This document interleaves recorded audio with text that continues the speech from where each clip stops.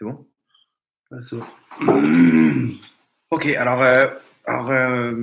on va faire un cours à la demande de. Donc, il y a plusieurs questions qui ont été posées. On a décidé de regrouper tout ça en un seul cours sur les Gilgulim, sur les réincarnations. Donc, comment ça marche, quel est le principe. Et de là, on va répondre à toutes les questions en même temps. Enfin, on va essayer de répondre à toutes les questions. Alors, c'est un peu compliqué. On va essayer d'abord d'illustrer tout par une histoire. Et parce que rentrer dans la théorie, machin, vous allez voir, directement, on fait la pratique. Dans l'histoire, je vous explique un petit peu et après, on répond aux questions. C'est un peu compliqué. Mais à partir d'une histoire, on va voir comment ça marche. Accrochez-vous, il y a beaucoup de détails. Si vous arrivez bien à retenir tous les détails, vous allez voir que c'est assez intéressant. Donc, l'histoire ramène donc, à l'époque de Dina. Dina, la fille de Jacob. Jacob, il a donc les 12 tribus, plus, enfin, il a plus une fille qui s'appelle Dina. Ok. Cette fille, elle sort un jour, ils sont à Shrem, et là-bas, elle se fait remarquer par Hamor ben Shrem, que c'est son nom, qui l'a capturée et qui l'a violée, malheureusement. Et donc tout le monde connaît l'histoire. Là-bas, il est parti voir Jacob, il est parti voir son père, il lui a dit, écoute, laisse-moi épouser ta fille, etc. Bon, les enfants de Jacob, ils ont entendu ça, ils ont dit, ma pito, c'est quoi cette histoire? Notre sœur, c'est pas une prostituée, etc. Et Jacob, il s'est pas inquiété. Il leur a dit, top, ok, si vous répondez à telle et telle condition, effectivement, vous pouvez vous marier avec elle. Mais il faut que vous soyez juif, voici la Brit Mila, etc. Il a placé plusieurs conditions là-bas pour accepter le mariage. Et donc, ils ont décidé de se convertir. Ils ont fait la Brit Mila. Maintenant, le 3e jour de la Brit Mila, c'est le jour où ça fait le plus mal. Shimon et Lévi, ils décident de prendre leur épée et ils vont là-bas en pleine ville pour libérer leur sœur Dina. Là-bas, tout le monde était donc malade à cause de la Brit Mila. Et là-bas, ils tuent tous les habitants de la ville, 24 000, ok, et dont ce Hamor ben Shrem, et ils récupèrent leur fille, leur sœur Dina. Maintenant, comment ça s'appelle? Alors, pourquoi ils ont fait ça? Parce c'est pas Stam, ils ont eu un coup de nerf. Ici, c'est sur la lacha. Comme ils ont pas, les goïms, ils ont 7 mitzvot. Donc, une des 7 mitzvahs, c'est de placer des tribunaux. Des tribunaux. Maintenant, à partir du moment où ils n'ont pas placé un tribunal pour juger l'acte qui a été fait, donc ils ont fait une avéra. Ils ont fait une avéra. Et à cause de ça, ils ont été Rav Mita. Et c'est ce qu'ils ont fait. Eux, ils sont partis, ils ont attendu le moment où ils étaient fatigués. Là-bas, ils ont tué 24 000. Retenez bien ce chiffre, 24 000 morts. Très bien. Maintenant, là-bas, ils sont venus pour libérer leur sœur. Leur sœur a dit, moi, je ne pars pas. Pourquoi? Parce que j'ai trop honte. Qui c'est qui va se marier avec moi maintenant? À la limite, bon, lui, il me promettait de faire attention à moi, il est tombé amoureux, etc. Ok, il a fait ça d'une mauvaise manière. Mais va savoir, peut-être qu'il serait converti, il serait devenu un tzaddik. Oui. D'accord? Très bien. Et elle dit, je ne sors pas d'ici tant que il n'y en a pas un de vous deux qui me propose de me prendre dans sa maison. Je ne pourrais jamais me remarier maintenant. Lévi, il lui dit, moi, je ne peux pas parce que je vais servir dans le Beth Amikdash et je ne pourrais pas voir plusieurs femmes. Shimon, il dit, ok, alors moi, je te prendrai comme femme. Bon, à l'époque, c'était pas interdit entre sœurs, etc.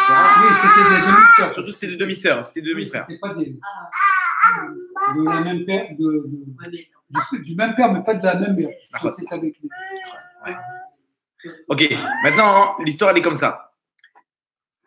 Qui c'est qui a tué Hamor ben Shrem? C'est Shimon et Lévi.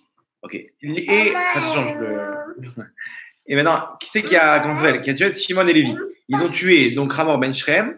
Et lui, il a fait une avéra, que lui et ses habitants qui l'ont pas reproché sur cette avéra qu'il a fait, ils étaient tous, comment dire, genre, bon, on a trois, il a fait une truc, c'est pas grave. On était tous dans le, comment ça s'appelle, dans le coup, etc. Alors que tu devais mettre des bâtiments, tu devais le juger, il devait y avoir au moins un minimum de choses. Tout le monde a suivi la avéra, donc tout le monde était responsable. C'est pour ça que toute la ville, ils étaient Chayav Mita. Ok, peine de mort. Maintenant, le Harizal nous dit que Hamor ben Shrem, il est revenu en Gilgoul. Sa Neshama, il est revenu pour réparer. Ouais. Petite pause musicale. Le Harizal, il dit comme ça. Le Hamor ben Shrem, il est revenu pour réparer sa faute. Sa faute a été quoi? Qu'il a pris une fille donc, dans l'interdit. Dans l'interdit externe. Il revient, écoutez bien, en tant que Zimri Ben Salou. Zimri Ben Salou, c'est qui? À l'époque de Moshe Rabbeinu, il y avait les princes des tribus. Le prince de la tribu de Shimon, il s'appelait Zimri Ben Salou. C'est-à-dire que c'est le descendant de Shimon, automatiquement. Oui, de la tribu de Shimon, c'est le descendant de Shimon. Maintenant, regardez, Hamor Ben Shrem, à partir du moment il revient en Gilgoul, chez qui? À partir du moment où Shimon il s'est marié avec Dina, les Gilgoulim ils reviennent dans la même famille, dans la même lignée, généralement. Les Neshamot elles reviennent dans la même lignée. Maintenant, ici, donc, il est revenu dans la lignée de Shimon. Il s'était pas marié avec Dina quand même. Shimon? Non, Hamor avec. Il s'était pas marié, mais il avait pris. Il avait violé. Normalement, il aurait dû se marier avec elle parce que celui qui viole, il doit se marier avec elle. Voilà, maintenant, la Neshamot revient dans la même lignée, qui est maintenant la lignée de Shimon, parce que Shimon, il a récupéré Dina. Donc maintenant, c'est dans la même lignée. Maintenant, il devient le Nassi, c'est-à-dire le prince, c'est-à-dire le grand tzaddik de la tribu de Shimon, c'était Zimri Ben Salou. Là-bas, Zimri Ben Salou, il prend une femme qui s'appelle Cosbi Bat Tsour, qui est la princesse de Midian, qui est une Goya. Maintenant, il savait que de là, chez les Goyotes, il savait qu'il devait descendre des étincelles de Neshamot, etc. Il voulait la prendre. Pourquoi? Parce que Moshe Rabbeinu lui-même, il avait pris une Midianite qui était Tsipora. Donc, il a marqué comme ça qu'il a pris cette fille par ses cheveux. Genre, il a pris avec sa main par ses cheveux. Il l'a amené devant Moshe Rabbeinu. Il lui dit, dis-moi, elle est moutérette ou pas? Elle est permise? Moshe Rabbeinu lui dit, ma pitonne, c'est une Midianite. Alors, il lui dit, alors pourquoi toi, tu t'es marié avec Tsipora? Et là, Moshe Rabbeinu, il n'avait pas de réponse. C'est vrai. Ma femme aussi, elle est midianite. Sauf que c'était avant le Matan Torah. Et là-bas, c'est après Matan Torah. Moi, je me suis marié avec elle, je n'avais pas le choix. C'était avant Matan Torah, je l'ai converti. Mais maintenant, on a reçu la Torah, il y a des règles. On n'a pas le droit de faire ce qu'on veut. À l'époque, tu aurais pu faire ça. Maintenant, on n'a pas le droit de faire ce qu'on veut. On ne peut pas se marier avec n'importe quelle femme, celle qui te plaît, etc. En plus, elle, c'était la princesse de Midian. Il y a marqué qu'il a embarqué dans sa tente et il a fait la Avera avec elle. Maintenant, tout le monde est au courant de ce qui se passait. Ça veut dire que c'était un Chilul Hashem public, entre guillemets. C'est-à-dire que tout le monde savait que maintenant, il est parti, entre guillemets, consommer le mariage dans sa tente. Et il a pris cette femme-là. Donc, Hamor Ben Shrem, qui est le Gilgoul de ce Zimri Ben Salou, revient et retombe dans la même Avera, dans la même faute. Pareil, il reprend une femme qui est interdite. Là-bas, ici, le etc., il est grand, etc., il retombe. Il avait une raison. On ne va pas rentrer dans ça. Pourquoi maintenant, selon la Kabbalah, il devait faire ça, etc. Et on parle d'un tzaddik quand même. C'est pas, il avait une envie comme ça. Non, on parle d'un grand tzaddik. Il a vu quelque chose qui devait y avoir même Dina. Elle a vu quelque chose qu'elle devait se marier avec ce Hamor Ben Shrem. C'est pour ça que Yaakov là-bas, on voit qu'il ne se révolte pas. Il savait très bien pourquoi il devait se marier ensemble. Il savait très bien. En fait, je vous explique, Dina, c'était le Gilgoul aussi de la maman de Avram, qui elle était Nida quand elle est tombée enceinte d'Avram.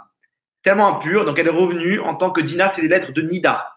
Donc c'est pas, bon, ouais, on ne va pas rentrer dans tout ce truc-là, je ne vais pas trop dans les détails. En tout cas, regardez comment c'est intéressant.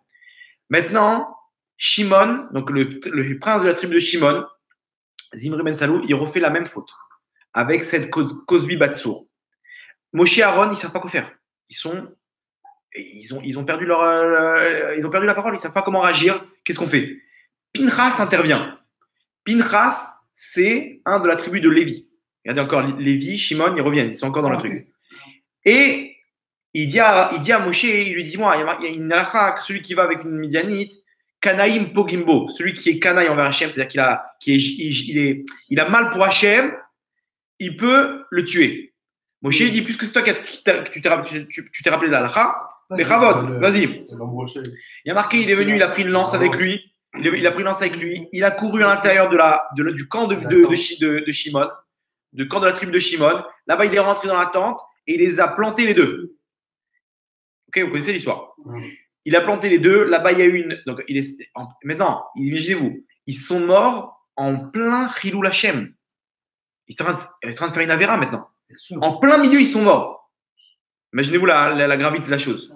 De mourir en plein Chilul Hashem. Maintenant, là-bas, il y a eu une épidémie. Combien de la tribu de Shimon, là-bas, tous ceux qui ont gardé leur prince, ils ont protégé genre de la Vera, ils ont cautionné, on va dire. Combien sont morts? 24 000. Le même nombre. C'est-à-dire que les 24 000 là-bas qui ont cautionné la faute de leur maître, de leur roi, qui était Hamor Ben Shrem, encore une fois, ils reviennent et encore une fois, ils cautionnent la faute. Rebelote. Maintenant, là-bas, qui c'est qui a tué Hamor Ben Shrem? C'était Shimon et Lévi. Maintenant, comme lui, il est revenu dans la tribu de Shimon, il reste qui? Lévi pour punir. Celui qui revient finir l'histoire, c'est encore Lévi. Et qui vient, Pinchas, qui était de la tribu de Lévi, qui tue donc ce Zimri Ben Salou. Ça, c'est deuxième histoire. Troisième histoire. Où est-ce qu'on voit 24 000? Les élèves de Rabbi Akiva. Rabbi Akiva, les élèves de Rabbi Akiva. Alors là, venez, on cherche. Rabbi Akiva, hein, il y a marqué, vous savez comment il est mort? La Gemara nous ramène la Gemara dans Brachot. Samech Aleph, Amoud Aleph. La Gemara nous ramène comme ça. Je vous ai ramené le passage, je vous le traduis. Vous allez voir comment c'est, on va dire que c'est beau, mais genre, vous allez voir là, de quelle manière il est parti. Donc Rabbi Akiva, c'était un tzaddik qu'il y avait dans aucune génération. Moshe Rabbeinu, quand il a vu ce tzaddik-là, il a dit Hachem, pourquoi c'est pas lui qui donne la Torah? Hachem a dit non, parce qu'il a vu qu'il était plus grand que Moshe Rabbeinu. Moshe Rabbeinu lui-même, il a dit, lui, il est plus grand que moi, pourquoi ça passe pas par lui? Et c'est lui qui a transmis toute la Torah orale, Rabbi Akiva.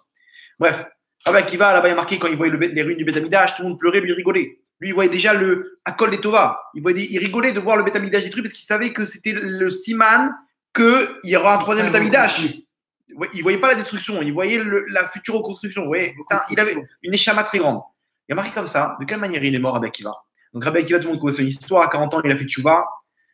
40 ans, il a étudié la Torah. 40 ans, il a enseigné la Torah. Il est mort à 120 ans. C'était Yom Kippour. C'était le jour de Yom Kippour. Là-bas, il s'est fait attraper par les Romains parce que les Romains, ils l'empêchaient d'étudier la Torah. Il a dit, il n'y a pas. On continue à étudier la Torah. Il a continué à étudier la Torah. Il s'est fait attraper. Ils l'ont mis sur le bûcher. Il a marqué comme ça. Je vous cite la Gemara, ce qu'elle dit. Rabbi Akiva et Ariga, au moment où ils ont sorti Rabbi Akiva pour le tuer, Zman Krachema Ava. C'était le temps du Krachema. Ok. Vayus Sorkim et Besao Masrekot Shel Barzel. Et il lui griffait la peau avec des peignes de fer. Imaginez-vous, il lui déchirait la peau avec des peignes de fer. Imaginez-vous, jusqu'à la chair. Veaya Kore Krachema. Et lui, donc, il faisait le Krachema en plein. Une fois qu'il était en sang, on voyait sa chair. Il commençait à réciter le Kriyat Shema. Shema Israël, Hashem Elokeinu, Hashem Echad. Ou Mekabel alav, Ol Malchut Shamaim. Et il reçoit sur lui le joug divin.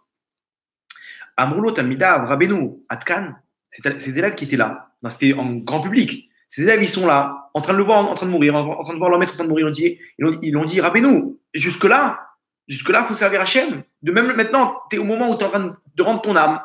Tu es au moment où ils t'ont massacré la peau. Au lieu de crier, tu es en train de faire le schéma Israël.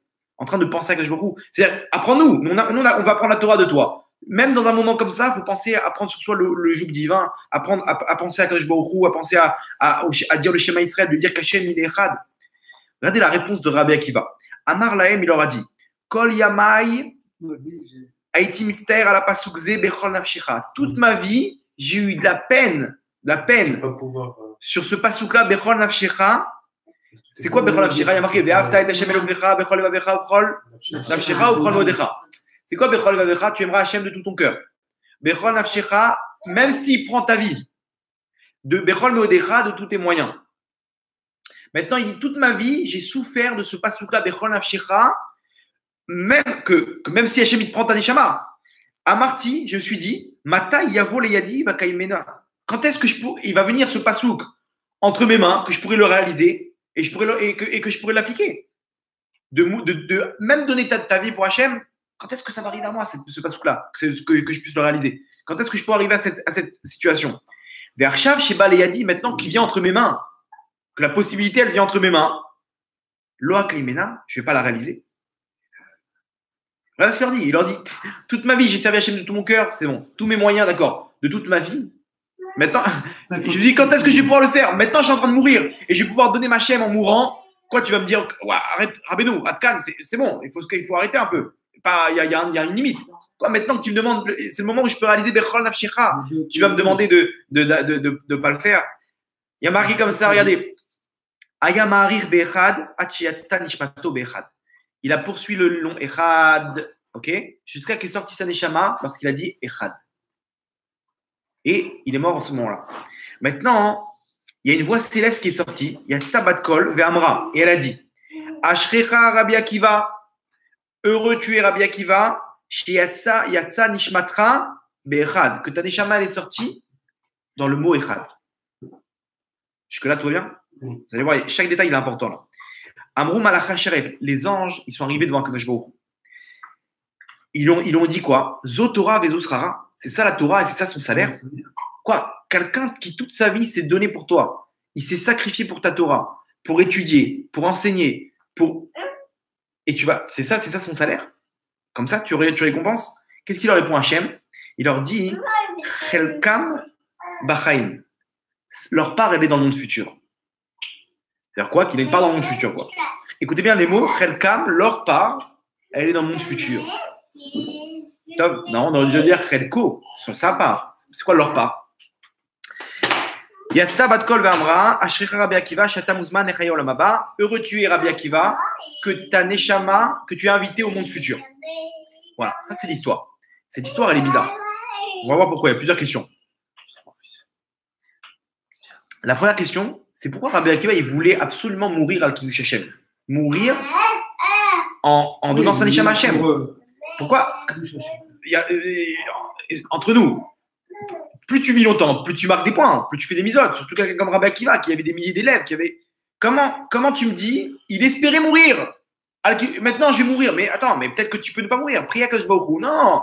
Maintenant, je peux mourir al Kiddush Hashem. Toute ma vie, j'ai eu de la peine de se passer. Quand est-ce que je vais pouvoir le réaliser? Quoi, depuis quand? Toute sa vie, il espérait pouvoir mourir al Kiddush Hashem. Depuis quand il avait une volonté? C'est pas chez tous les tzadikim. D'où il sort ça, Rabbi Akiva? Première question. Deuxième question. Là-bas, la voix céleste, elle dit heureux tu es, Rabbi Akiva, que ta neshama, elle est sortie dans le mot Echad. Quoi? Si sa neshama, elle était sortie avant ou après, il n'est pas heureux, Rabbi Akiva? Il a pas. On dirait qu'il fallait qu'il meure dans le Echad. Oui. Et là-bas, on dit heureux tu es d'être parti dans le Echad. Quand ta neshama, elle est partie dans le mot Echad. Quoi? Avant ça, non, c'est pas bien. Après ça, quelques secondes après, non, c'est pas bien. Heureux tu es que c'est sorti au Echad. Encore une question bizarre. Encore un élément bizarre. Et dernière question, comment ça se fait? Hachem, c'est quoi la réponse qu'il donne aux Malachim? Les Malachim, il leur dit quoi? Ils disent quoi au Hachem? Il dit, c'est ça le salaire de la Torah. Hachem dit non, mais ils ont une part au monde futur. Déjà, pourquoi au pluriel? Pourquoi ils ont une part au monde futur? Et en plus, quoi? C'est pas une réponse. Ok, tout le monde sait très bien, mais même s'il n'était pas mort comme ça, il n'aurait pas une part au monde futur. On dirait que c'est que parce qu'il est mort comme ça qu'il a une part au monde futur. Quoi? On va dire que Rabbi Akiva, s'il n'était pas mort comme ça, il n'aurait pas eu Gan Eden? Il aurait réparé quelque chose? C'est pas possible. Et là, le Harizal, il nous lève le rideau. Il nous dit Rabbi Akiva, c'est Zimri ben Salou. Celui qui est mort là-bas, qui s'est fait planter par Pinchas, c'est ni plus ni moins que Rabbi Akiva. Il est revenu en Rabbi Akiva. Maintenant, écoutez bien comment on va répondre à toutes les questions. D'abord, pourquoi, rappelez-vous que Zimri ben Salou, comment il est venu voir Moshe? Il a pris la fille par les cheveux comme ça, ok, comme un peigne, mesure pour mesure. Comment on tue Rabbi Akiva? Avec un peigne de fer. C'est là-bas que tu es venu, tu as attrapé la femme comme un genre de peigne quand tu l'as attrapé par les cheveux. Regardez bien la réponse. Le peigne, c'est pas au hasard. Le peigne de fer. Maintenant, regardez la suite. Comment il est mort, Zimri ben Salou? En plein milieu d'un Chilul Hashem. La seule réparation qu'il peut faire, ce Zimri ben Salou, c'est de mourir en plein milieu d'un Kiddush Hashem. C'est pour ça. Maintenant, vous comprenez pourquoi on lui dit heureux tu es d'être mort que ta neshama est sortie en plein milieu du Echad. Pourquoi? Parce que quand tu es en train de faire le schéma plein de sang, tu es en plein Kiddush, tout le monde dit ouais, quel Kiddush Hashem. Maintenant, si c'était après coup, tu n'es pas mort en plein Kiddush Hashem.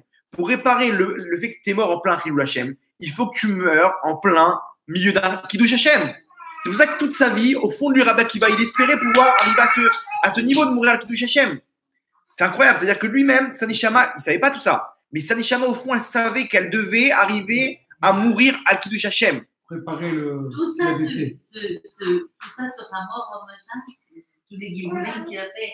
De Goy est passé à Juif. Voilà, là on est en train de fermer la boucle. Regardez comment on fait la boucle. Ouais. Voilà, au début, il n'a pas réussi à réparer. Hamor Ben Shrem, il n'a pas réussi à réparer. Il est retombé dans le même panneau. Il devait maintenant prendre cette fille-là et ne parler avec elle, de surmonter son Yitzhara. Il n'a pas réussi. Les autres, ils ont cautionné. Rebelote. Hachem dit ok, on attend. Il a trouvé un tzaddik. Hop, il lui met la neshama et maintenant ils vont réparer. Et Rabbi Akiva, il a réussi. Maintenant, regardez, les anges, il dit quoi? C'est ça la Torah et son salaire? Qu'est-ce qu'il dit à Akadosh Baruch Hu? Il dit Chelkam Bachaim. Leur part, elle est dans le monde futur. Pourquoi leur part? Parce qu'il y a Rabbi Akiva et il y a maintenant Zimri Ben Salou qui l'a réparé et Hamor Ben Shrem. Ils sont plusieurs maintenant dans cette Neshama à réparer. C'est-à-dire quand Rabbi Akiva il fait ça, tout le monde va au Gan Eden. Vous comprenez le truc? Il a réparé tout le monde. Il a fait mode. Maintenant, regardez. Quoi? Si, on l'a dit, ils ont dit quoi? En quoi c'est une réponse, ça, qu'il n'a pas au monde futur? On avait dit quoi? Je comprends pas, Hachem. S'il n'était pas mort comme ça, il n'aurait pas eu droit au monde futur? Non. Pourquoi? Parce que la seule possibilité pour qu'il répare, c'est exactement de la sorte. Toute ta Torah, elle ne peut pas permettre de réparer cette faute de Chilou Hachem. Vous comprenez? Ta Torah, c'est super, ça marque des points. Mais il y a une Avéra qui bloque. Cette Avéra, c'est quoi? C'est le Chilou Hachem. Il est mort en plein Chilou Hachem, il doit mourir en plein Kiddush Hachem. Mida Kengan Mida, mesure pour mesure. Regardez ici comment chaque détail, c'est pas pour rien. Une personne, ce qui lui arrive, c'est pas quand elle meurt de la sorte, tel jour, à tel endroit, que c'est telle personne qui découvre tel machin, etc., tous ces trucs-là, à tel moment, de telle maladie, ça vient réparer tous les Gilgoulim qu'elle avait. Pourquoi elle est morte à un enfant à 6 ans comme ça, cette personne-là? Pourquoi un bébé il est venu, il est parti? Pourquoi tous ces trucs-là pour un accident de voiture? C'est pas stable. Chaque chose, elle est au micromètre près. Mais je peux revenir encore sur le fait que c'était un goy quand même. Quel rapport maintenant? Non, à l'époque, même les goïms, ils avaient une importance. Là-bas, même eux, ils avaient des neshamot à l'intérieur d'eux qu'il fallait les ramener. Okay. Il y a marqué comme ça, c'est compliqué. Les goïms, ils avaient des neshamot qu'il fallait récupérer. Donc à l'époque, ils se mariaient même avec des rois. Il y a plein. Il y a plein de trucs où on voit par exemple avec Lot, ses filles, etc. De là-bas, il devait descendre le Mashiach. Il y a plein de trucs de neshamot. De ce Hamor Ben Shrem devait descendre Rabbi Hanam Ben Teradion. Là-bas, il y a plein chez les goïms, il y a des neshamot. Alors, eux, ils avaient la capacité de voir ça. C'est pour ça que maintenant, on disait que s'il y avait un soldat qui voyait une échette qui est pas Toa, une femme qui était belle, pas belle physiquement, belle qui voyait à l'intérieur d'elle les neshamot. Parce qu'on parle là-bas de ceux qui étaient en guerre, c'était que des tzadikim. Enfin, lui, il a craqué. D'un coup, il a craqué, il faut qu'il aille avec une femme. Non, on parle qu'il a vu chez cette femme-là que d'elle devait descendre des trucs. Bref, c'est compliqué, quoi. Shlomo Ameler qui s'est marié avec 1000 femmes, c'est toutes des princesses qui voulaient retirer les neshamot de chaque peuple pour pouvoir les ramener dans le Ham Israël et pour pouvoir finir le monde. Et c'est pas stable, c'est des trucs, quand on voit des histoires, on lit la Torah à première vue, on dit, oh, c'est quoi? C'est des histoires de femmes, des histoires d'argent, des histoires de guerre, comme tous les films, quoi, comme toutes les histoires. Non. C'est pas des histoires de. On parle pas que ici, Stam, il a envie on parle de tzadikim, que s'ils sont mentionnés dans la Torah, c'était pas Stam. S'il a décidé, Shlomo Ameler, d'aller avec plusieurs femmes, c'est pas qu'il avait une envie. On parle du fils de David Ameler, qui était Kodesh Kodashim. Et si lui, il a vu bon de pouvoir faire ce tikkun, cette réparation. Maintenant, on n'a pas terminé. Regardez comment la boucle, elle se ferme. Qui c'est qui a tué là-bas Zimri Ben Salou? Pinchas. Maintenant, regardez la suite. La suite de l'histoire, elle est comme ça. Rabbi Akiva, il est mort. Qu'est-ce qu'ils ont fait avec son corps? Ils ont remis son corps en prison. Il y a marqué comme ça que Eliyahu Hanavi, il est venu. Il a pris un élève de Rabbi Akiva. Il lui a dit, viens, on va chercher ton maître, on va l'enterrer. Ils sont partis là-bas dans la prison. Tous les gardes à ce moment-là, ils sont endormis. Ils sont entrés, la prison a été ouverte. Il savait qu'il n'allait pas s'échapper, il était mort. Maintenant, imaginez-vous, il était mort avec la chair. Il était déchiré, Rabbi Akiva. Il y a marqué que Eliyahu Hanavi, il a pris Rabbi Akiva sur ses épaules. Et il a enterré et il a fait donc tout ce qu'il fallait faire. Maintenant, c'est qui Eliyahu Hanavi? C'est le Gilgoul de qui? De Pinchas. De Pinchas. C'est que Pinchas, il s'occupait de tuer Zimri Ben Salou. Maintenant, c'est lui-même qui s'occupe de son enterrement. Maintenant qu'il a réparé. Donc maintenant, quand tu as fait la faute, c'était moi qui avais le rôle de m'occuper de toi. Maintenant que tu as réparé, c'est moi aussi qui ai le rôle de m'occuper de toi. Et quoi? C'est quelqu'un de la tribu de Lévi qui revient en Gilgoul, le Gilgoul de Pinchas, c'est Eliyahu Hanavi, qui revient et qui enterre Rabbi Akiva, qui est ni plus ni moins que et la boucle, elle se ferme. Regardez comment chaque chose, voilà, la boucle est bouclée. Et il ne reste plus qu'un élément. Les élèves de Rabbi Akiva qui sont morts, 24 000 élèves, pourquoi ils sont morts? Eux, Rabbi Akiva, il avait une particularité. Lui, c'était les mitzvot de Ben Adam Lachavero. Quelqu'un avec son prochain. C'est-à-dire quoi? Les mitzvot, de faire attention au respect de son prochain, etc. Maintenant, regardez comment c'est important. Maintenant, là-bas, les élèves de Rabbi Akiva, il y a marqué qu'ils ne se respectaient pas l'un l'autre. Maintenant, c'est pas qu'ils ne se respectaient pas. C'est-à-dire qu'on parle de Tanaïm, de grands. Mais au niveau, ils devaient être au niveau de leur maître. C'est-à-dire quoi? Pas être basique. Tu devais suivre, tu devais cautionner maintenant l'enseignement de ton maître, qui est dans le bien cette fois-ci. De quoi? que lui leur a dit d'aimer son prochain comme soi-même, c'est une grande règle dans la Torah. C'est l'enseignement de Rabbi Akiva. Rabbi Akiva, c'était tu aimeras ton prochain comme toi-même. Maintenant, eux, ils se respectaient. Mais tu aurais dû cautionner maintenant aussi ce que ton maître il fait. C'est-à-dire quoi? Tu aurais dû faire plus que d'habitude. Et quand on dit qu'ils ne sont pas respectés, pas de ce qu'Hachem il leur a fixé pour eux. Donc automatiquement, ils n'ont pas rempli leur tikkun. Mais dans leur réparation, c'était quoi? De suivre leur maître dans le bien. À l'époque, contre vents et marées, ils ont suivi leur maître dans le mal. Ils ont cautionné la bala avera. Maintenant, tu devais cautionner l'enseignement dans le tov, de faire un effort pour être plus que la moyenne. La barre est toute. Ils n'ont pas tenu, donc automatiquement, Hachem il a fait la même épidémie et eux, ils n'ont pas réussi à faire le tikkun. 24 000, ils n'ont pas réussi à revenir. Il y a quelqu'un qui m'a dit, c'est intéressant parce qu'il y a presque 24 000 morts de l'armée qui sont morts depuis le début de la création de l'État d'Israël. 23 800, 900, un truc comme ça. Il m'a dit, c'est peut-être, je sais pas si c'est ça, mais allez savoir peut-être s'ils ne sont pas revenus pour réparer ou que ce soit, chacun. En tout cas, regardez la boucle, comment maintenant elle se ferme. Maintenant là-bas, lui, leur maître, il a réussi à réparer. Les 24 000, ils n'ont pas suivi. Eux, ils sont partis. C'est pour ça qu'on fait le deuil du Homer. Encore ce chiffre de 24 000. Quoi? Stam 24 000, 24 000, 24 000. Ici, regardez, Hachem, il nous fait des appels de phare.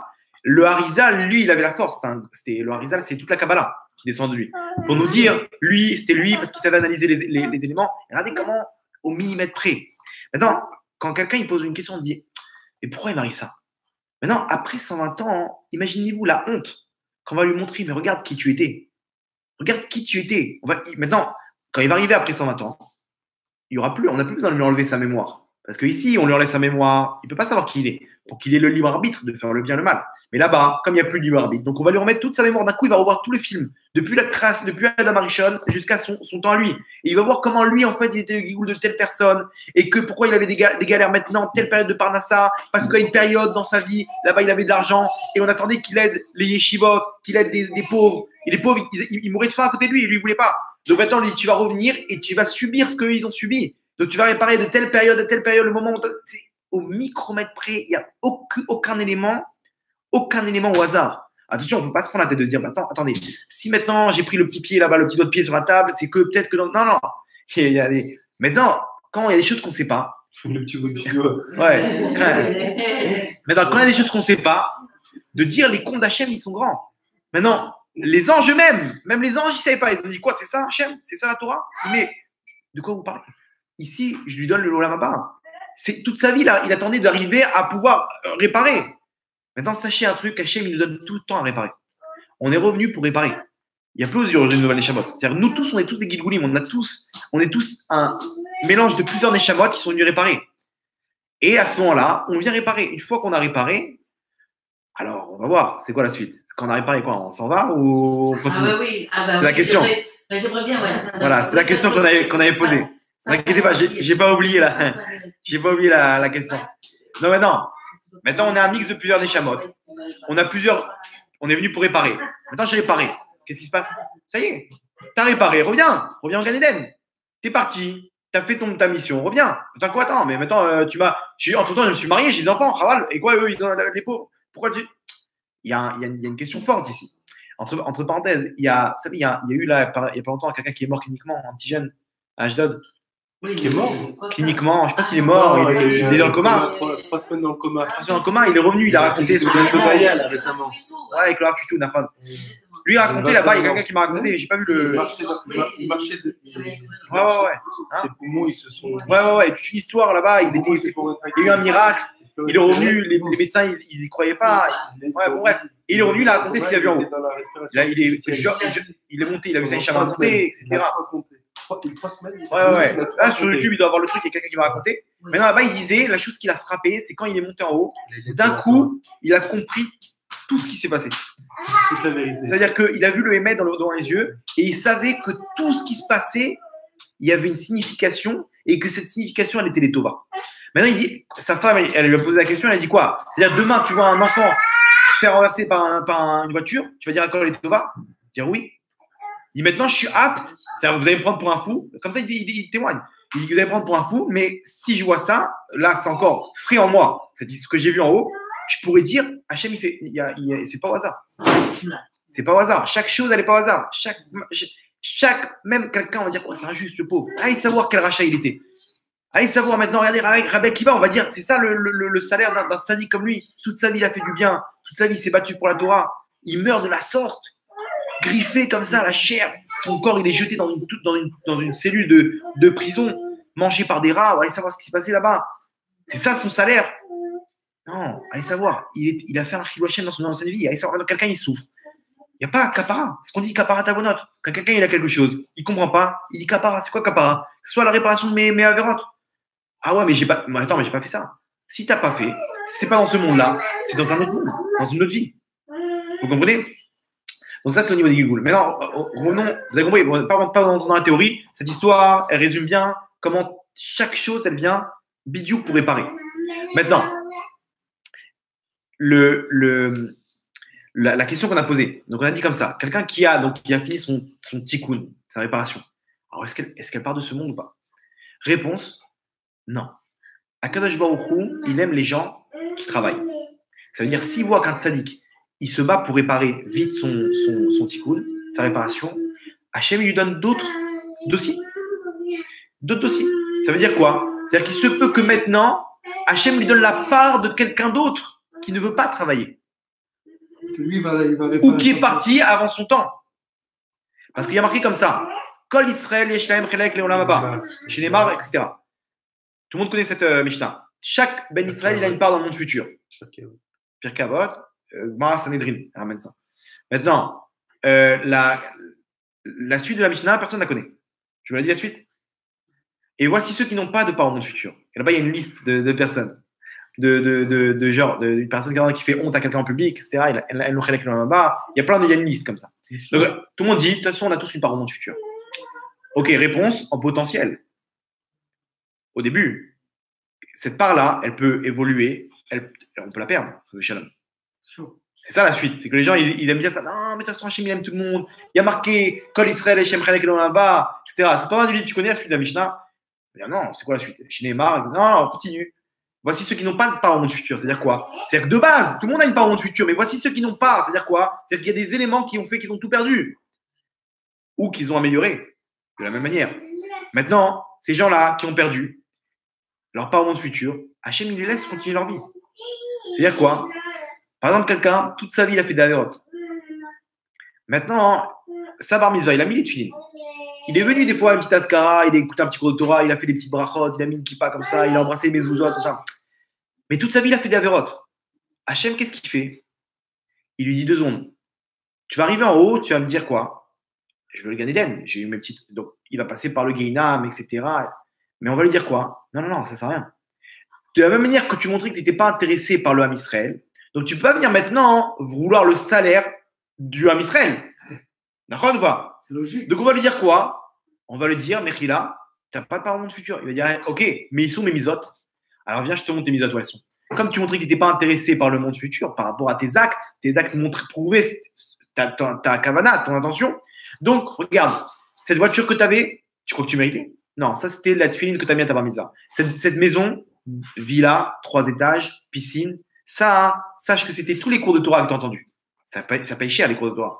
Donc voilà, on tapait. Et le mec, il va voir comment on va lui donner chaque chose, ce poste qu'il avait, le respect qu'on lui donnait au travail, dans sa famille, sa femme, ses enfants. Tu crois que tu as un mérite? On t'a payé en cash. Maintenant, il va arriver à présent à temps. Maintenant, ça a plus d'importance, sa villa 3 étages. Il va la marquer, là-bas, il pousse un cri qu'on entend d'un bout à l'autre du monde. De douleur, je me suis fait arnaquer. On m'a payé avec des pommes de terre. Mais il est où le mec, on lui donne il est content. Mais après ça, il voit que ça vaut rien du tout. Ça vaut plus rien maintenant. J'ai emporté ma villa, ma voiture dans la tombe. Et mes misotes, elles sont mes misotes. Il n'y a plus rien. Et maintenant, on lui paye le guinam, toute la vérote. Alors on lui dit quoi? Habibi, tu reviens. Quoi, tu reviens? Maintenant, tu reviens payer. On ne peut pas te payer le guinam, tout ça. Le guinam, c'est 12 mois maximum, vous savez ça? Que 12 mois. Ou il passe au Kafakela. Kafakela, c'est il erre dans les mondes. Il se fait massacrer par des anges, etc. Jusqu'à temps qu'il répare, ça peut durer 2 semaines comme des milliards d'années. Ok. Et jusqu'à temps qu'il a réparé le nombre d'avérotes. Après, il peut rentrer au Gehinam. Et après, il revient en Gilgoul. Ou sinon, Hachem lui dit, tu sais quoi?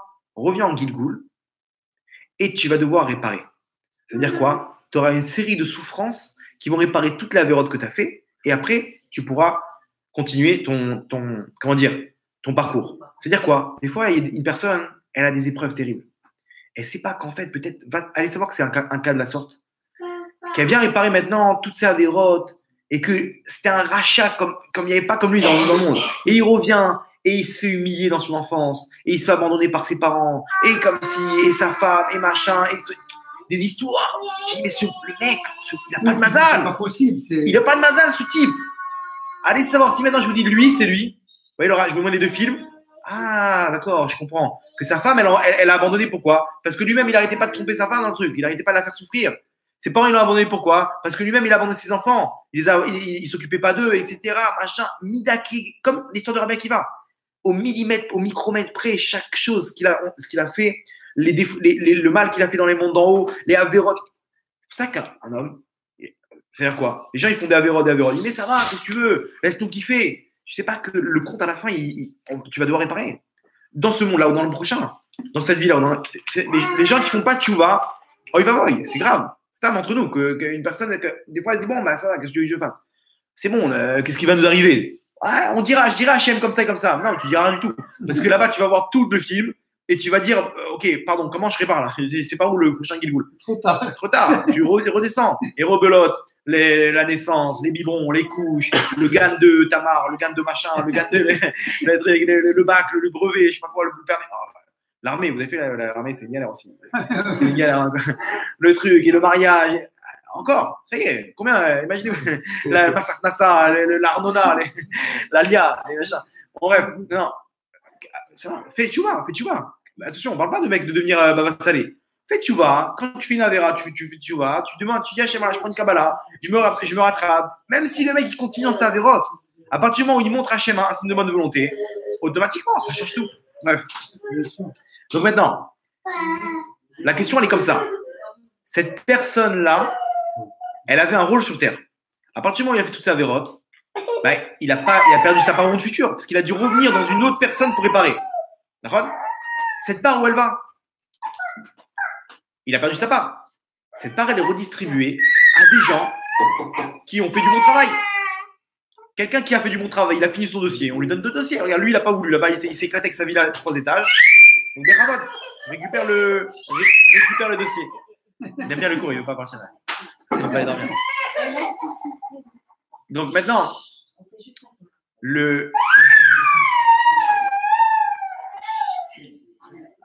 maintenant la Gemara elle ramène. La Gemara elle ramène maintenant une personne qui a fini, qui voulait finir son tikkun, mais qui n'a pas pu.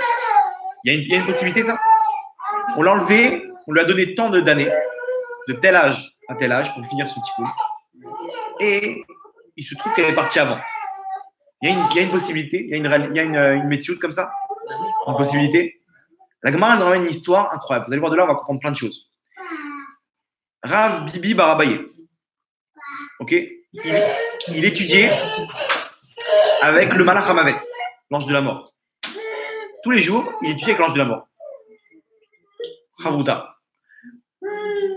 Maintenant, comment ça s'appelle? En plein milieu, l'ange de la mort, il a un rôle aussi. Il doit aller récupérer les chamas. Il dit écoute, tant que je suis là, je vais récupérer les chamas. Il y a une fille qui s'appelle Dvora. Comment elle s'appelle Dvora, je crois. Bref, il y a une fille que je dois récupérer sa neshama. Donc, il appelle un envoyé. Et il ne veut pas partir du coup. Il aime bien toi. Donc là, il appelle un envoyé. Il lui dit va me chercher non, Myriam, elle s'appelle Myriam. Va me chercher la neshama de Myriam. Ok. Il part, il revient avec une Myriam. Myriam des Dardaké, un truc comme ça, je ne me rappelle plus le terme. C'est celle qui fait pousser les cheveux, une coiffeuse, quoi, en gros. Et il a ramené une autre Myriam qui s'occupe des gosses, une ganénette. Il s'est trompé. Il s'est trompé de Myriam. Il vient avec la neshama. Il dit voilà. Le malach il dit non, c'est pas elle. Il dit bon, je fais quoi? Je la renvoie oui. Mort clinique, je la renvoie. Il dit non, tant qu'elle est là, laisse-la moi. Histoire, une vraie histoire. Que la Gemara ramène. Rabbi Barabaï voit ça, il dit dis-moi, c'est quoi cette histoire-là? Qu'est-ce que tu fais? Comment Mais tu comment as pu prendre sa neshama? Première question, comment tu peux prendre sa neshama? Il y a un temps. Elle s'est fixée qu'elle doit partir à l'âge de 80 ans, par exemple. Ok. Comment tu as la possibilité de venir avant et de prendre sa neshama? Il dit non, je t'explique. Elle s'est mise en danger. Elle s'est rapprochée du feu. Il y avait un four là-bas. Elle s'est rapprochée du feu. Il y a un truc qui est tombé dans le feu. Elle s'est entrée à l'intérieur. À partir du moment où une personne se met en danger, son mazal s'affaiblit et on a la possibilité de récupérer sa neshama. Sinon, impossible de prendre sa neshama avant son temps. Ça veut dire, de là, on comprend quoi? Qu'une personne qui se met en danger, elle peut partir avant son temps. Et regardez, chaque fois qu'il y a une catastrophe naturelle ou il y a un danger, etc., il y a tout le temps un juif là-bas. Vous avez remarqué ou pas? Ouais. Tout le temps là-bas, Tiou là-bas en Thaïlande, 2 Israéliens qui sont morts. En Australie là-bas, ils ont trouvé en Nouvelle-Zélande là-bas. Pourquoi? Parce que dès qu'ils se mettent en danger, le Satan, il accuse. Le malach hamav, l'ange de la mort, il vient, il prend un neshama. Tu te mets en danger, maintenant tu affaiblis ton mazal, je peux te prendre un neshama. Il attend. Lui, il attend, il est marqué comme ça, il accuse sur le chemin. C'est pour ça qu'on fait Tfilat Haderer. Le chemin, la route, c'est un danger. Il y a beaucoup d'accidents de la route. Il veut accuser. Nous, on fait une tfila pour qu'on soit protégé. Imaginez, vous Tfilat Haderer, c'est pas des rigolades. C'est un minimum de distance. Oui, voilà. À partir de quand c'est considéré comme un danger de mort? Quand c'est, alors je vous explique en c'est au moins 72 minutes entre deux villes. Si c'est un aller-retour, ça compte, ça s'additionne. Donc, tant que je suis dans Ashdod, par exemple, ça compte pas. Dès que je sors d'Ashdod pour aller à Jéru, là-bas, il faut compter au moins 1 heure. Non, le mec, il revient, 1 heure aller, 1 heure retour. On a dépassé 72 minutes. Tu es obligé de faire Tfilat Haderer avec la bracha, Baruch Ata Hashem, et à la fin de faire le gomel là-bas au Sefer Torah dans les 3 jours qui suivent, voir un peu plus s'il n'y a pas le choix. Maintenant, voilà, l'avion, pareil, c'est Chaim, les initiales de Chaim. Celui qui est Chet, c'est quoi? C'est Chavouch, celui qui est en prison. Il sort de prison, il fait le gomel. Yud de Chaim, c'est des douleurs. Il est à l'hôpital, hospitalisé au moins 1 nuit, je crois. Il doit faire le gomel. L'autre Yud de Chaim, c'est Yam. Il a pris la mer. Ah ouais. Il doit faire aussi le gomel. Et le même, c'est Midbar. Midbar, c'est le désert. Akramana, le chemin, quoi. À l'époque, c'était dans le désert, quoi. C'était dangereux. Là-bas, il y avait des bêtes féroces, etc. Ces 4 personnes-là, ils sont capables de faire le gomel lorsqu'ils ont et Tfilat Haderer par rapport à ça. Maintenant, donc, celui qui se met en danger, le Satan, il accuse. On peut lui prendre ses chemins. C'est pour ça que c'est pas une rigolade. Quelqu'un qui se met en danger, il dit attention, non, je mourirai quand je mourirai. Hachem, il a prévu quand je mourirai. À quoi ça sert? Non, tu vas en plein milieu de Gaza, tu te mets en danger. Si tu as du srout, on peut te sauver. Mais attention, on le nettoie de ses srouillottes. On lui fait un miracle pour le sauver, mais on lui diminue de ses srouillottes. C'est ce qu'il dit Yaakov Avinu quand il voit qu'on l'a sauvé de Esav, etc. Et il dit quoi? Katonti mikol hachasadim. Hachem, tu m'as sauvé de tous ces ennemis. Peut-être tu m'as enlevé de mes comment ça s'appelle, de mes mérites. Ah non, Hachem il lui répond là-bas, il t'inquiète pas, c'est moi qui voulais que tu sois là-bas. Attention, on ne parle pas quelqu'un, il s'est retrouvé en danger.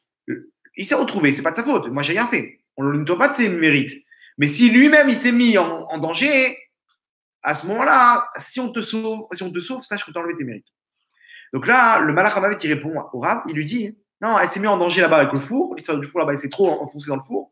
Donc, elle s'est mise en danger. On a pu le récupérer, sa neshama, parce que son mazal, il s'est affaibli.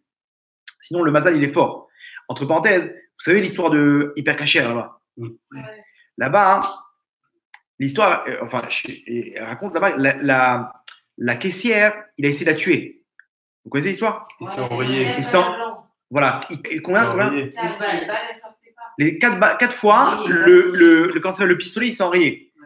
Et il a dit, bon, apparemment, tu ne dois pas mourir maintenant, toi. Tu vas m'aider. Elle a pris les corps là-bas, etc. Hachem Yerachem. Maintenant, est-ce que vous savez que c'était le jour de son anniversaire à cette fille? Maintenant, le jour de son anniversaire, En hébreu en hébreu, le mazal, il est très, très élevé. De la même manière que ton mazal, il est élevé, personne ne pourra te prendre un neshama. On peut toujours, si jamais c'est décrété. Ok, comme Moshe Rabbeinu, c'était décrété qu'il devait partir le jour de son anniversaire, il est mort. Mais ici, tu peux essayer jusqu'à demain avec ton pistolet, tu n'arriveras pas. Pourquoi? Parce que son mazal, il était fort. Le malach hamavet, il peut pas toucher à son mazal. À son neshama, parce que son mazal, il est fort. Vous savez que le jour de l'anniversaire d'une personne, son mazal, il brille. Ça veut dire quoi? Demandez-lui des brachot. S'il a un jugement à placer, qu'il place le jour de son anniversaire. Là-bas, il a plus de chances de réussir. Je vous sachez. Et donc, maintenant, inversement, si son mazal il est affaibli, donc à ce moment-là, il peut y avoir des problèmes. Maintenant, Rav Bibi Barabaye, le Rav, il lui pose une question. Il dit ok, d'accord, tu as réussi à lui prendre sa neshama. Mais Akash Baruch Hu, il attend à l'âge de 80 ans. qu'est-ce que tu vas dire à Hachem? Tu vas dire, voilà Hachem, je devais te l'amener. Mon rôle, c'était de te l'amener à telle date. J'ai failli à mon rôle ici. Qu'est-ce que tu vas dire que je me roule? Tu vas l'amener? Je dis, bon Hachem, je me suis trompé, tiens, prends là, rentre là, je fais lui son jugement. Et réponse, il dit, non, qui t'a dit que je vais l'amener maintenant à Hachem? Quand son temps sera venu, je l'amènerai. Entre-temps, elle reste avec moi.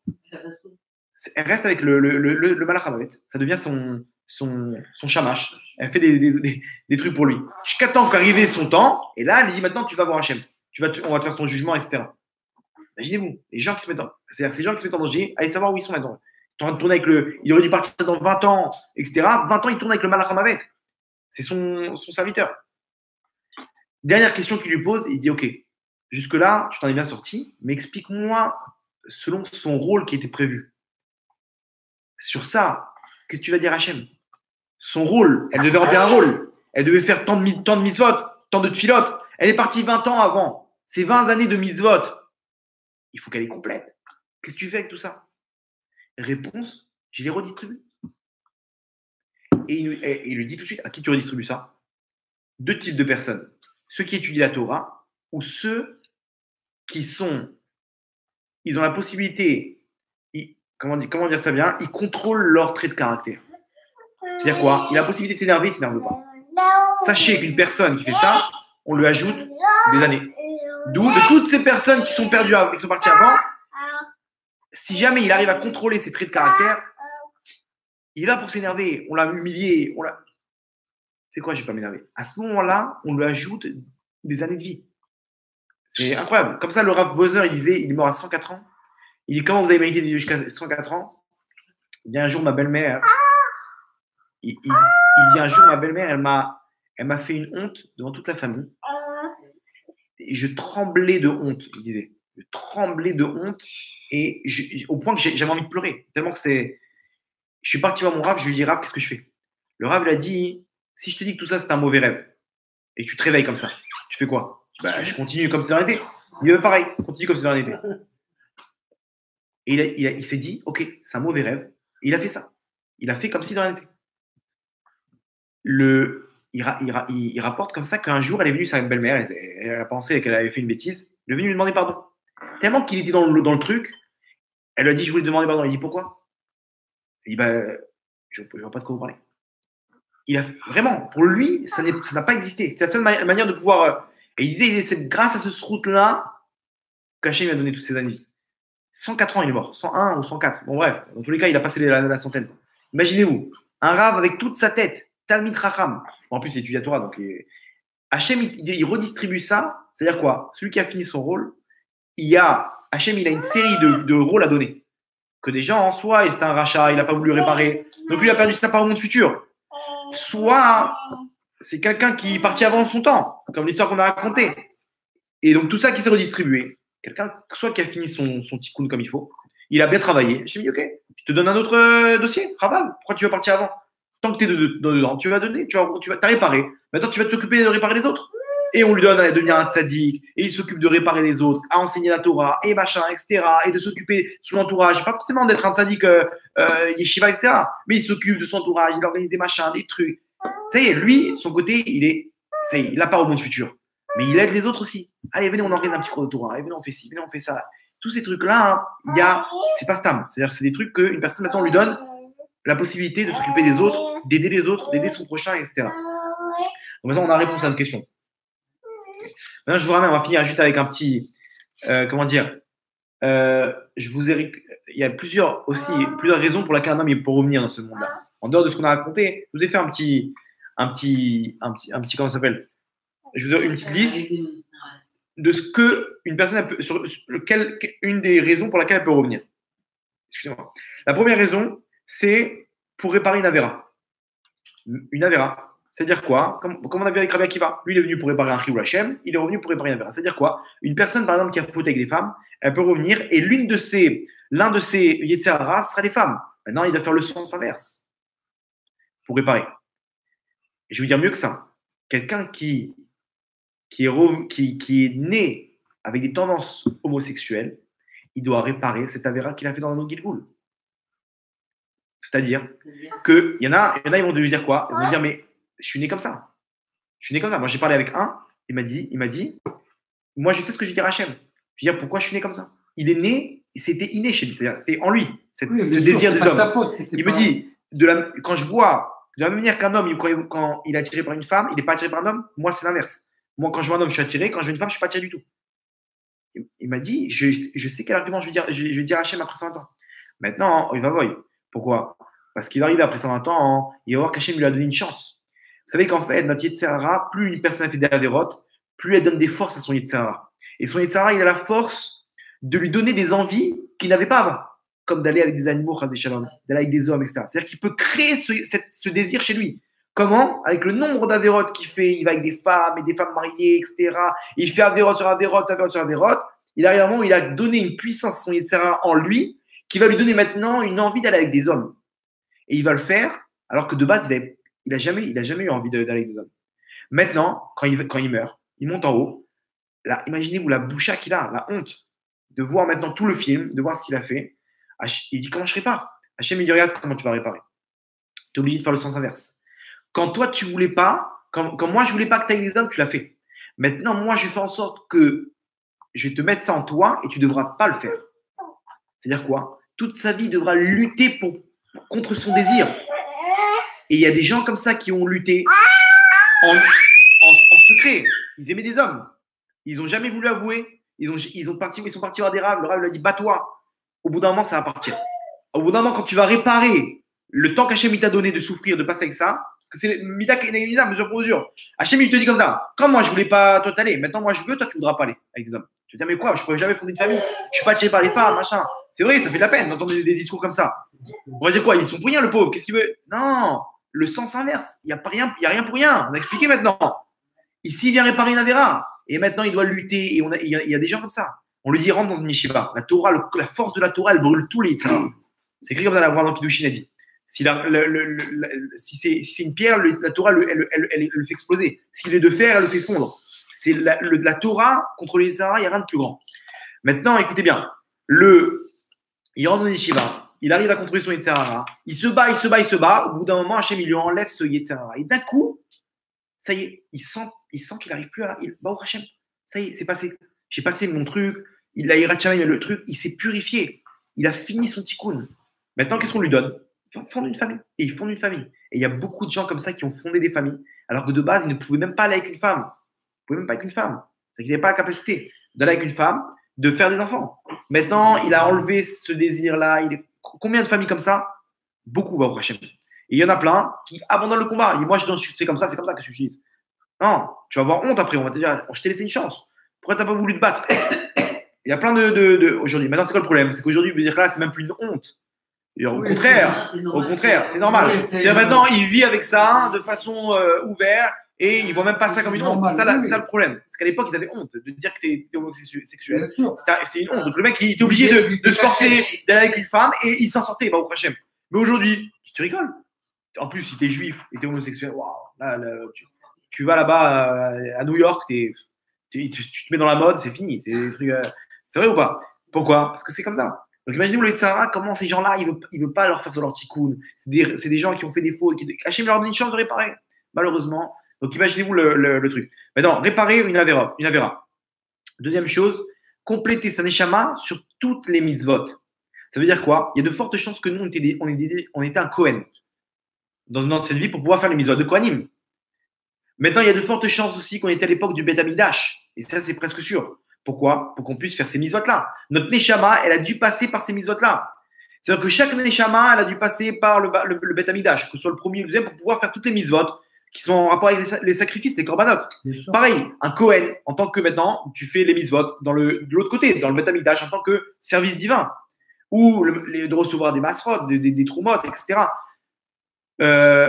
Donc, de venir, le mec, il revient pour compléter sa neshama.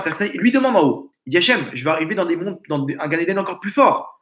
Alors il dit, laisse-moi marquer encore plus de points. Et on le redescend sur terre et on lui promet de ne pas fauter. Il ne va pas revenir maintenant. Parce qu'imaginez-vous, il redescend pour compléter sa neshama, mais entre-temps, il a craqué, il est parti avec une femme mariée, il a fait plein d'avérotes, etc. Alors quoi, il a eu lieu pour construire, il est maintenant rebelote, il doit revenir pour réparer. Non, alors on lui promet, t'inquiète pas, on te protégera. Même si tu fautes, tu feras tchouva, machin, etc., mais n'aie pas peur. on va le protéger, il aura un bon Yetzeratov pour ça. Troisième raison, pour son prochain ou pour la génération. C'est-à-dire que lui, il n'a pas besoin. Ça y est, il a fait ce qu'il faut. Mais on a besoin d'un berger. On a besoin de quelqu'un qui vient. Regardez le roi Ovadia Yosef, par exemple. Lui est venu, il a remonté l'homme Israël, la vache. La Torah, le truc, dans tous les niveaux. Des tzadikim. Est-ce qu'il est venu pour lui? Ben que non, il n'a rien à faire pour lui. Il n'a pas fauté, Baruch Hashem. Il n'avait pas un tafki dans lui-même de venir se compléter. C'est des tzadikim depuis qu'il était petit, il y a 6 ans déjà, il finissait des Gemarotes. C'est des tzadikim, ils sont venus à Kodesh Baruch Hu leur dire viens, mes enfants, ils ont besoin en bas. Il les prend du Gan Eden, et on descend, et donc il vient. Maintenant, il peut venir pour son prochain, c'est pas que pour une génération entière. Généralement, une femme, elle revient pour son mari. Une femme, elle a plus de chances de terminer son comment ça s'appelle, son tikkun. Pourquoi? Parce qu'elle souffre plus. Les enfants se réveiller, les machins, etc. Elle souffre plus. La maison, c'est terrible, c'est une souffrance. Donc, elle a plus la possibilité de réparer par la souffrance qu'un homme qui souffre, on va dire, un peu moins. Mais une femme, rien que elle le laisse avec le linge à faire, elle lui dit efface mon numéro de téléphone, débrouille-toi, il pète un câble. C'est hyper dur. Rien qu'un mec sans sa femme pendant 2-3 jours, avec les enfants, il devient fou. Ça, non. Il y a des hommes qui sont capables. Oui, parce qu'ils ont. Mais il faut les voir au tout début. Au tout début, comment ça s'est passé. Après coup, après un peu d'expérience, c'est sûr qu'il. Mais et des fois, elles viennent pour leur mari. C'est pour ça qu'elles sont un peu dures avec lui. Parce que quoi? Parce que dès qu'elles sentent que lui il est en train de partir du droit chemin, tout de suite, parce qu'elle sait au fond d'elle que, attends, on va pas revenir encore une fois là, maintenant. C'est la même Neshama, imaginez-vous. Maintenant, on est revenu pour toi. Maintenant, si tu vas étudier un peu la Torah, qu'est-ce que tu fais là? Et elle lui fait la guerre quand il fait pas Shabbat, quand il veut pas faire ci, elle veut carrément. Pour elle, c'est un affront. Pourquoi? Parce qu'elle ressent sa Neshama que tu es venu pour l'aider, sur ce point-là. Donc elle lui fait.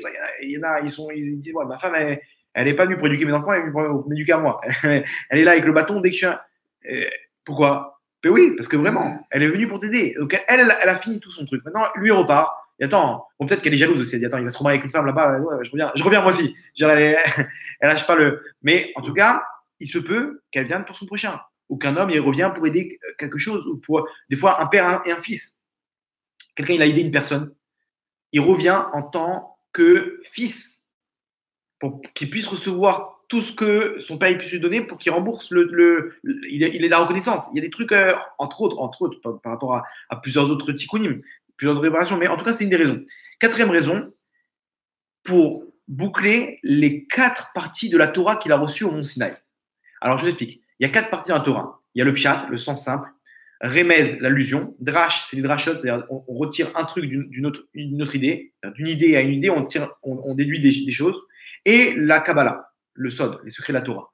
Ça s'appelle Pardes, Pshat, Remez, Drash, Sod. Ok. 4 parties de la Torah qu'il est venu réparer. Maintenant, s'il a reçu les 4 parties au Mont Sinaï, sa Neshama a reçu ces 4 parties-là, si maintenant il a tout fait mais il n'a pas voulu toucher à la Kabbalah, il est obligé de revenir pour toucher à la Kabbalah. Imaginez-vous. Si maintenant il n'a pas reçu ça, il ne va jamais toucher à ça. Maintenant, s'il n'a jamais étudié la Torah, il va revenir pour étudier la Torah. C'est-à-dire quelqu'un, il est obligé de toucher au moins à tout. Il voit que ça ne lui parle pas, ces trucs-là. Bon, c'est peut-être, j'ai déjà fait ça dans un autre Gilgul, etc. Mais une personne, c'est une des raisons, elle revient pour étudier. Pourquoi? Parce qu'en haut, il y a des yeshivot. En haut, on étudie la Torah, etc. Si tu n'as pas étudié en bas, tu n'as pas étudié en haut. Donc, il demande à Hachem, attends, maintenant je vais rentrer dans tel yeshiva de Rabbi Shimon Bar Yochai. On va dire, non, mais tu n'as pas étudié la Kabbalah en bas.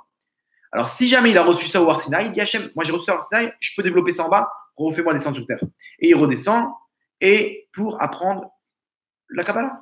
Mamash, il devient, en plus de tout le reste, attention, pas il débrûle les étapes, il apprend toutes les parties de la Torah, et là-bas, d'un coup, il va se lancer dans la Kabbalah, à l'âge de 30-40 ans, et il va pouvoir réussir à étudier ça pour pouvoir compléter sa neshama.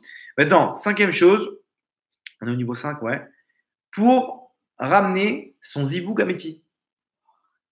Donc ça, c'est très courant, au prochain, que si maintenant, il y a une des raisons pour laquelle il n'a pas touché son zivug améti, c'est que les deux, ils doivent être au même niveau spirituel. Si l'un ou l'une, ok, ils ne sont pas au même niveau, il ne peut pas attendre longtemps comme ça, ou elle. Donc on est obligé de le faire en sorte, Hachem il fait en sorte de trouver qu'il se marie avec quelqu'un de sa neshama qui est très proche, dans sa catégorie de neshama. Et donc il se marie. Maintenant, c'est quoi le problème? C'est que si maintenant ils arrivent au même niveau, Hachem il casse les couples pour qu'ils se marient. Ou, dans une autre vie, ils reviennent et ils se marient pour être unis en haut, à tout jamais. Vous comprenez? Donc, généralement, les deuxièmes mariages, ils voient le zivoug. Hachem, il fait en sorte de. Il y a plein de trucs où une femme, elle part avant, ça y est, ou un homme, etc. Et elle se remarie. Généralement, c'est pour le vrai zivoug. Comment on voit que c'est le vrai zivoug? Il y a plusieurs éléments. Entre parenthèses, il y a aussi un autre élément, c'est que si une personne est prise pour une femme, il peut l'avoir, alors que c'était le zivoug d'une autre personne. Comme on avait avec David Ameller. Puis il a perdu. Bathsheba, c'était son zivoug. Maintenant, là-bas, Uriah, il a prié pour elle, il a reçu un truc. Maintenant, quelqu'un aussi qui fait pas attention à sa bride, il va avec plein de femmes, etc. Automatiquement, il casse son zivoug. C'est un truc qu'aujourd'hui, comment il fait? Il fait tchouva. Il fait tchouva, demande pardon à Hachem, il s'améliore, etc. Hachem, il les fait se rencontrer. Mais généralement, une personne qui n'arrive pas à trouver, à se marier, généralement, on lui dit, tu as fait des bêtises avec les femmes, fais tchouva sur ça. Généralement, c'est l'élément qui casse le zivoug. Maintenant, comment il peut voir si c'est le vrai zivoug? Il y a plusieurs éléments. S'il y a la parnassa, généralement, s'il y a la parnassa, c'est-à-dire qu'il y a la bracha, il y a l'union. Entre les deux, c'est une vraie union. Quand il y a l'union, il y a la bracha, il y a la parnassa. Une vraie parnassa comme ça, parce que la bracha, elle est là pour la femme, etc. Deuxième chose, ils s'aiment. Ils ne vivent pas aujourd'hui, malheureusement, la majorité des couples, je vous dis, ils vivent comme des shootafim. Ils vivent, bon, c'est-à-dire comme des colocataires. Bon, il faut qu'on reste ensemble. Voilà. Moi, j'ai mon monde, toi, t'as ton monde. On fait ça pour les enfants, mais beaucoup divorcent après que les enfants soient partis. Généralement, il faut qu'il y ait un minimum de, complicité.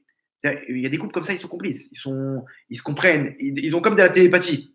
Ils ont un amour comme ça. C'est vraiment.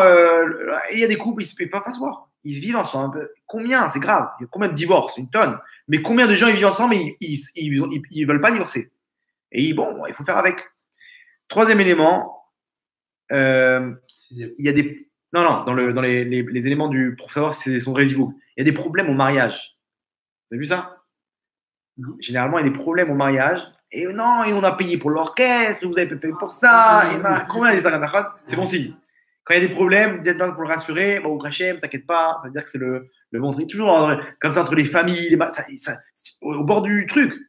Pourquoi? Parce que le Yitzhara, il sait que c'est le bon zivoug. Il ne veut pas qu'ils s'unissent. L'homme, il n'a pas payé la rançon. Ouais, il y a des histoires comme ça. Mais non, mais on avait prévu que ces trucs, machin. Chez les religieux, je sais plus comment ça marche. Ils écrivent tout en contrat.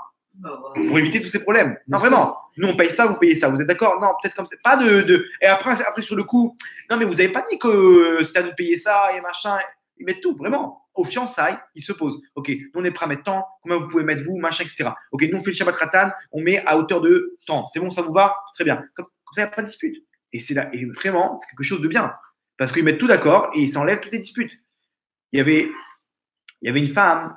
Il y avait dans un mariage comme ça, une Kala, elle est rentrée dans la Cheder Ichoud, là-bas, dans la chambre où il se retrouve, là-bas, avec son mari. Et là-bas, il y avait un petit rat, qui était en train de grignoter comme ça, dans l'assiette, qui était prêt pour Elle a vu ça, elle dit, ouais, siman rat, c'est un mauvais siman, je ne vais pas marier. J'annule le mariage. Mais je dis, elle rentre. Il lui dit, mais non, mais c'est des ch'touillottes, machin. J'annule le mariage, je veux rien savoir. Ils sont partis voir le Stipler, le père du Rav Kaneski actuel. Ils sont partis le voir. Ils ont dit, quoi d'arabe? Qu'est-ce qu'il y a? C'est une halakha, ça? C'est un truc. S'il y a un rat qui mange dans les. Qu'est-ce qu'il dit le Rav? Il dit, passe-la moi au téléphone. Et il faut la calmer, ça. Il lui dit, sache que. Ah, vous voyez?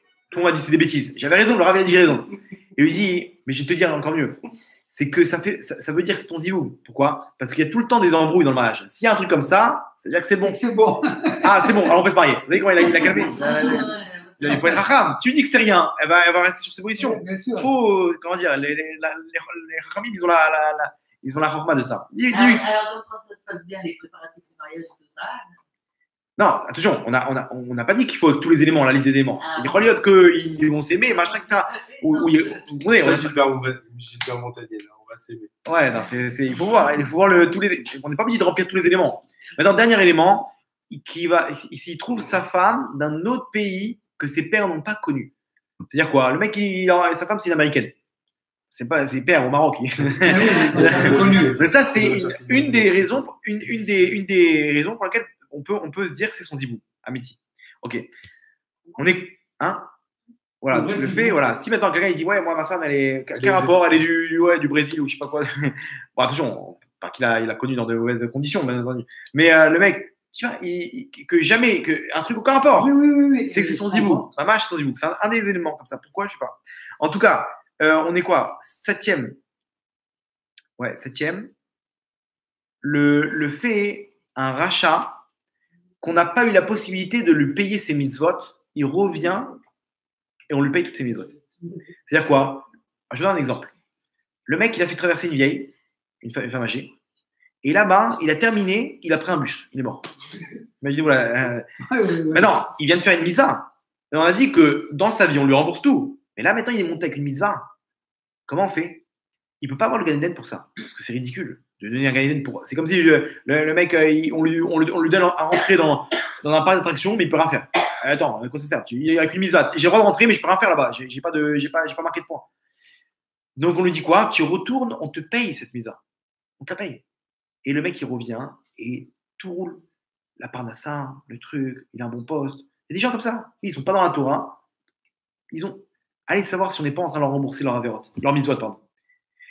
Dernière raison, une des raisons pour laquelle il revient, on l'a pas payé toutes ses avérotes. Je donne un exemple. Le mec, c'est un rachat. Il a fait toutes les avérotes de la terre. Mais si d'un coup, vous voyez un éclair comme ça, il lui fend le crâne en deux, ok? Les gens, ça va toucher leur libre arbitre. Ils vont dire, tu vois, de faire des avérotes, non, il va mourir même de la meilleure façon. Il n'aura rien pour pouvoir ne pas toucher leur arbitre. Attention, Hachem va le renvoyer pour tout lui rembourser. Vous avez compris? C'est une des raisons. C'est-à-dire, ou il revient pour qu'on lui rembourse ses mitzvot, ou pour qu'on le punisse. On lui paye toutes ses avérotes. Maintenant, pour ne pas toucher au libre arbitre, on ne veut pas le punir dans sa vie. Pour pas que les gens ils disent, tu vois les Réchaïm, ce qui leur arrive quand tu fais des avérotes, regarde, tu vois ce qui t'arrive. Non, et généralement, c'est plein de questions. Ça. Les gens disent, alors mais comment t'expliques, voilà, à tête vav, tous mes voisins ils font pas Shabbat, ils ont des voitures plus belles les unes que les autres. Habibi, attends un petit peu, tu vas voir après ça, on va attendre ce qui va se passer. Comment ils vont venir, comment truc, on est en train de leur payer dans ce monde futur. Du monde futur, on est en train de leur payer. Et maintenant, regardez inversement. Le tzaddik, on lui paye ses avérotes dans ce monde-là. C'est-à-dire quoi? Quelqu'un qui fait tchouva, qui voit qu'il a des problèmes, on est en train de te payer ce que tu veux. On ne veut pas que tu rembourses dans le guinam. On te paye, mais non, c'est pas un petit problème de parnassa, des machins, etc. C'est-à-dire quoi? C'est bon signe. Et quelqu'un d'autre, le mec qui fait des avérotes, il voit que la roue tourne, comment ça s'appelle, que tout tourne, tout roule. C'est pas bon signe. C'est que là, on est en train de te payer ton monde futur. Il faut te poser des questions. Donc voilà, on a fait un peu le résumé de comment ça marche. Donc, ce qu'il faut retenir, c'est quoi? Que vraiment, à Kol et Tova. Vraiment, une personne, même si elle ne sait pas pourquoi, elle peut se dire, ok, il faut savoir que Hachem, ce qu'il fait, c'est bidjou ce qu'une personne elle a mérité. Dans le bien comme dans le mal. Il n'y a rien au hasard. Et des fois, on vit des épreuves, on se dit, mais comment c'est possible? De se rappeler de l'histoire de Rabbi Akiva, de se dire, attends, ce qui m'est arrivé maintenant, il faut se dire, En on milevado, Akadosh Baruch Hu, il sait ce qu'il fait. J'ai pas à mesure de mettre une explication sur cette. Mais en tout cas, de se le dire et de dire, j'accepte avec amour ce qui m'arrive. Oui. Et même mieux, il y en a qui dansent même pour ça. Ils se mettent de la musique, aux yeux après 120 ans, c'est énorme parce que maintenant, on va lui montrer. Il va pas avoir honte, il va arriver après 120 ans, il va dire, regarde, tu vois, t'étais sa mère à ce moment-là quand tu avais des épreuves. C'est le plus haut niveau qui existe. Le plus haut niveau qui existe. Il y avait comme ça on va finir avec cette histoire. Il y avait quelqu'un, il avait plein d'épreuves, le pauvre. Il est parti voir un Rav qui s'appelle le Rachash, un grand Mekoubal aussi, Rabbi Shalom Sharabi. Il est parti voir. Rav, qu'est-ce qui se passe? Je vais avoir des réponses. Le Rav lui dit, attends-moi, je dois finir quelque chose, je suis à toi. Assieds-toi à la table, dès que je finis, je viens te voir. Le mec, il s'assoit comme ça. Il s'assied à la place du Rav. Et là-bas, coup de barre, il s'endort. Il s'endort et dans son rêve, il voit des anges courir. Un ange partout qui court. Qu'est-ce qui se passe? Il dit, viens, il y a un jugement. Et il court avec eux. Il arrive là-bas, il voit une grande balance. Et il voit maintenant une voix qui dit, amenez les mitzvot. Et il voit des anges, des chars d'anges qui arrivent et qui montent sur la balance des mitzvot. Et il voit, waouh, cher. C'est bien, il a fait des mitzvot, celui-là. Et il voit maintenant une voix qui dit, amenez les avérotes. Et il voit des anges noirs, rouges, machin, qui viennent sur l'autre. Et il voit, ça commence à et il voit le pauvre, il a avec tous ses misotes et tout. Il dit, c'est qui est jugé là? Il dit, bah c'est toi. Il dit, comment ça, c'est moi? Il dit, vous me dites pas là, il n'y a pas un avocat, un truc, on peut pas négocier. Et il voit les avérotes arriver. Et il voit la balance qui dit, mais non, mais arrêtez. Il dit quoi, c'est terminé, mais je peux pas. il entend une voix qui dit maintenant, amenez les épreuves. Et il voit les épreuves, il voit des anges d'une puissance immensément grande comme ça, qui arrivent sur la balance. Et il voit la balance qui commence à reprendre du. Maintenant, on dit amenez les épreuves qui ont été reçues avec amour, acceptées avec amour. Et là, il voit des anges avec une lumière énorme. Et il voit la balance qui commence 50-50, qui va pour le truc. Et lui, il crie encore des épreuves, amenez les épreuves. Maintenant, il se réveille en train de crier. Amenez des épreuves, qu'est-ce qu'il me dit? Et il voit le Rav qui est là, il dit tu voulais me parler? Il dit non, j'ai eu ma réponse, c'est bon. Ça y est, vraiment. C'est-à-dire quoi? C'est-à-dire qu'on ne sait pas ce qui nous arrive. C'est-à-dire que chaque épreuve là, non seulement tu répares tes avérotes, c'est pour ton bien, mais en plus tu vas te plaindre. Avec amour, tu ne te rends pas compte combien ça t'apporte, combien Hachem il est bon, combien Hachem il veut notre bien, comme on dit Ratzak Kadosh Baruch Hu, les acolytes d'Israël, il veut que nous faire gagner. Maintenant, c'est sûr, même quand c'est mal, ça paraît mal, mais c'est que du bon.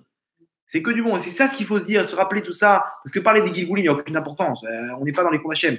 Mais d'en parler dans cette mesure-là, ou de se dire non, que même si on ne comprend pas, il faut savoir que tout est à sa place. Et qu'Hachem, il est bon et qu'il fait tout pour notre bien.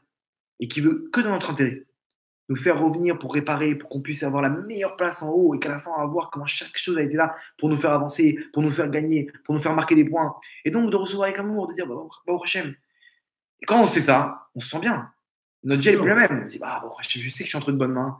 On est entre les mains de Boré Olam. Je tabarre chez Molad. Et donc voilà, que je me puisse nous donner à ne pas oublier cette chose-là et de vivre avec la Hachem. Amen, amen. Vous avez des petites questions, un truc? Non, c'était très complet.